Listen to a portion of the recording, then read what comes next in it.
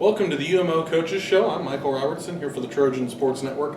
Joined today by head women's soccer coach Reid Clewis. And Coach, coming off of a couple results that obviously were not ideal, but just a little summation of this past week for your team. Limestone, obviously a very, very good team.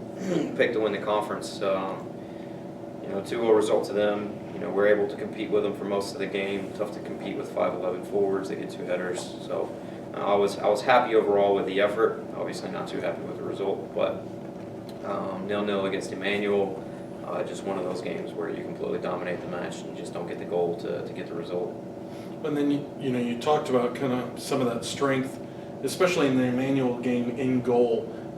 Both Stephanie McCoy and also you talk about the ability you have to switch between 2 different elite goalkeepers. How much of an advantage is that? I think it's a big advantage for us that we get to train against both of those goalkeepers as well, because obviously we're playing against teams that have good keeping, and we have it as well. So it's great that we get to see it in training. Hopefully that starts to translate to more than 2 goals for our first 5 games. Now, over this past weekend, obviously coming off of the game and then looking forward to 2 contests this week, what's kind of your training schedule, your practice look like over this week? We trained Sunday after Emmanuel with us having a Tuesday game. We wanted to go ahead and get back out and get our legs going again. So we trained Sunday. Today, Monday, is kind of up in the air based upon the weather. So we might do some video stuff today, and then hopefully we're able to get the game in on Tuesday. And then you talk about that game coming up on Tuesday, Converse coming in. Tough side, 1-1 in the conference, but they do have a big 4-0 victory over King.